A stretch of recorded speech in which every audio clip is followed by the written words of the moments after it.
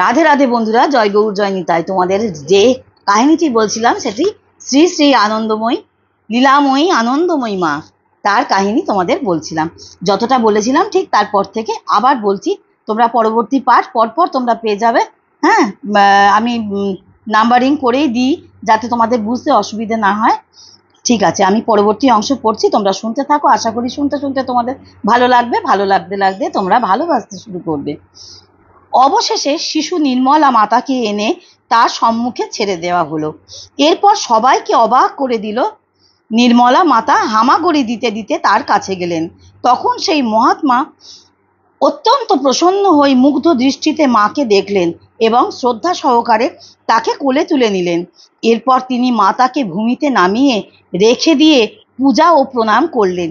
তখন মোক্ষদা সুন্দরী নিকটে দাঁড়িয়েও হতবাক হয়ে সব কিছু দেখেছিলেন। এবার সেই মহাপুরুষ তাকে উদ্দেশ্য করে বললেন, এ মা, স্ত্রী পুরুষের মধ্যে কেবল নয়, বিশ্ব বিশ্বাতীত ঘরে রাখতে পারবে না, থাকবেই না। এ কথা বলে তিনি কোথায় কিভাবে যেন অদৃশ্য হয়ে গেলেন। এদিকে সেদিকে কেউ তাকে আর দেখতে পেলেন না। এরা আসেন হয়তো ব্রহ্মা বিষ্ণু বা শিব রূপে, কিংবা শুদ্ধ ভক্ত নারদ রূপে। এভাবে তার সাধক সাধিকাদের ভবিতব্য প্রকাশ করে যান। শৈশবকালে শ্রী শ্রী আনন্দময়ী মায়ের চেহারাটি নারুগোপালের মতো ছিল। হ্যাঁ, খুব সুন্দর দেখতে ছিলেন তাকে। তোমরা যারা দেখেছো তার ছবি, তাহলেই বুঝতে পারবে যে ছোটবেলায় তাকে কত সুন্দর দেখতে ছিল। বৃদ্ধ বয়সেও তাকে দেখতে, বয়সকালেও তাকে দেখতে খুবই সুন্দরী ছিলেন। সেই সময় স্ত্রী পুরুষ ও জাতি বর্ণ নির্বিশেষে প্রায় প্রত্যেকেই যাতায়াতের সময় তাকে কোলে নিয়ে আদর করতেন, ভালোবাসতেন এবং তারা সর্বদা মাতার সঙ্গে একটা যোগাযোগ রাখার চেষ্টা করতেন। কিসের টানে তারা এমনটা করতেন তারা কি তা জানতেন। আদ্যাশক্তি মহামায়া কত কি না করেন। সুতরাং এ তো ছোটটি থাকা অবস্থাতেও তার প্রভাবটি বড় কম ছিল না, আর তাকে অবজ্ঞা করারও কোনো উপায় ছিল না। এতটাই আকর্ষণীয় ছিল ছোট থেকে যে তাকে কেউ অবজ্ঞা করতে পারত না। কেন এ কথা বলছি? একটা ঘটনা থেকে এই বিষয় প্রমাণ পাওয়া যায়। পাশের বাড়ির এক নিকট আত্মীয় শিশু নির্মলা মাকে খুব ভালোবাসতেন ও আদরও করতেন। নির্মলা মা তাকে বড় মা বলে ডাকতেন। এই মহিলাটি প্রতিদিন সকালে দুধ থেকে মাঠা মাঠা অর্থাৎ ঘোল তৈরি করতেন। তাই মাঠার টানে নির্মলা মাতাও প্রতিদিন সেখানে গিয়ে উপস্থিত হতেন। মহিলাটিও তাকে কিছু মাঠা ও একটু মাখন খেতে দিতেন। শিশুরূপী মাকে তৃপ্তি করে খেতে দেখে মহিলাটি খুব আনন্দ পেতেন। কিন্তু একদিন ঘটনাটি একটু অন্যরকম ঘটল।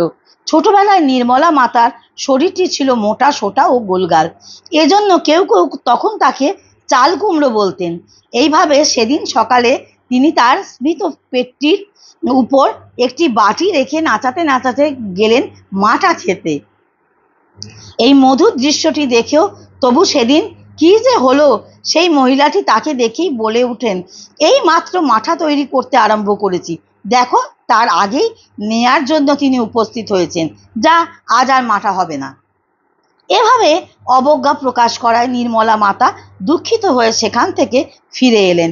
কিন্তু আশ্চর্যের বিষয় হলো যে সেদিন দধি মন্থনের সময় পাত্রটি ফুটো হয়ে সমস্ত দুধটুকুই পড়ে গেল। দেখেছো কিরকম অলৌকিক ঘটনা।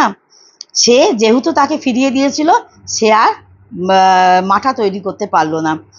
ফুটো হয়ে সব দুধটুকুই পড়ে গেল, ফলে মাঠাও আর তৈরি হলো না। তবে সেদিনই সেই মহিলা নিজের ভুল বুঝতে পারেন এবং পরের দিন নির্মলা মাতাকে আদর করে ডেকে এনেই মাঠা তৈরি করেন। এরপর থেকে প্রতিদিনই মাঠা তৈরির আগে তিনি সংগ্রহের তার অপেক্ষায় থাকতেন। শৈশবেও নির্মলা মাতার চেতনা জ্ঞান পূর্ণ মাত্রায় ছিল। এর কারণে তার প্রতি অবজ্ঞা প্রদর্শিত হলে হয়তো তিনি কষ্ট পেয়েছিলেন, আর বিধির বিধানে সেই মহিলাটির জন্য কিঞ্চিৎ শিক্ষার প্রয়োজনও হয়েছিল। তাই ভক্তপ্রবর গোপীনাথ কবিরাজ যথার্থই বলেছেন, ভগবান নিরন্তর নিজেকে নিয়ে নিজে খেলা করিতেছেন। তিনি নিত্য, তিনি তাহার লীলাও নিত্য। অজ্ঞানের ক্রিয়া থাকিলে নিত্যলীলা ধারণা করা যায় না। শৈশবকালে নির্মলা মাতার জীবনে আরো অনেক অলৌকিক ঘটনা ঘটতে দেখা যায়। একবার তার এক বৃদ্ধা আত্মীয় বিপিন বিহারীর দিদিমা তাকে নিয়ে চালনার মন্দিরে গিয়েছিলেন পাগলা শিব দর্শন করতে। এই শিব খুবই জাগ্রত দেবতা ছিলেন, তাই সেখানে লোকের ভিড় লেগেই থাকতো।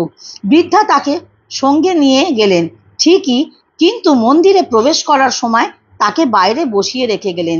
সম্ভবত অতিরিক্ত ভিড়ের কারণে তিনি এমনটা করেছিলেন।